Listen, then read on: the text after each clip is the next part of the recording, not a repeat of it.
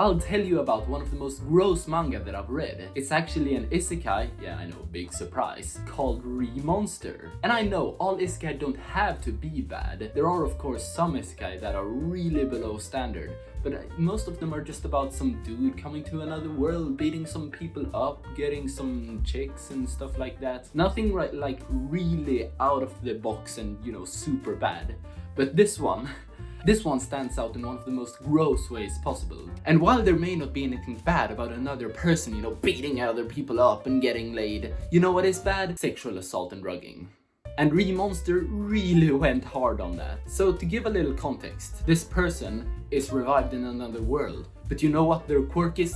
He's revived as a goblin. No, not a slime, not a spider, anything like that. No, a goblin. Oh, you get, he's like the weakest enemy, but also he's strong. And so he comes to another world and starts leading his pack of goblins. But you know what's really wrong about this series? It's that he tries to take the moral high ground. At a point, he decides, I don't really want to lock down all of these women and force all of the different goblins onto them so we can create more offspring. So I'm just gonna let the women go free.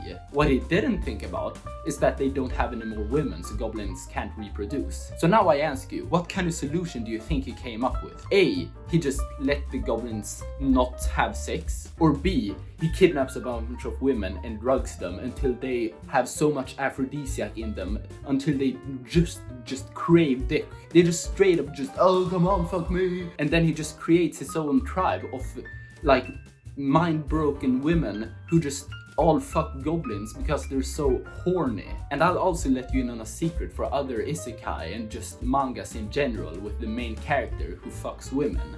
Depending on how good the main character is at fucking a girl, the more of an incel the mangaka is probably going to be.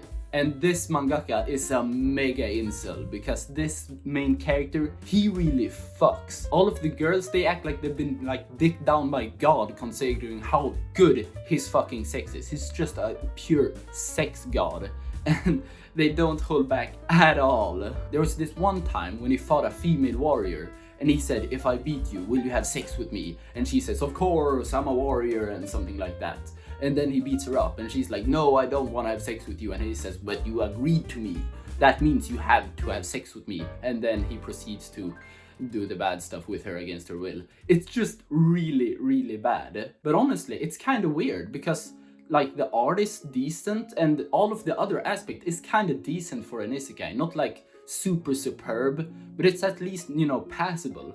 But just the treatment of women in this series is just off the charts bad. It's just the treatment of women isn't off the charts, just off the charts in general. It's just off the charts bad. It's bad, I'm trying to tell you, okay? I'm not good at English, alright? So I'm gonna place this series at the lowest of B's. I'm not gonna drop it just because I'm really curious how deep this author will go into this story and how much more they will persist with the main character fucking a bunch of people against their will and drugging them and doing all kinds of fucked up shit under the like moral guise of, you know, oh, but they're agreeing to it because, you know, they agreed to it at first.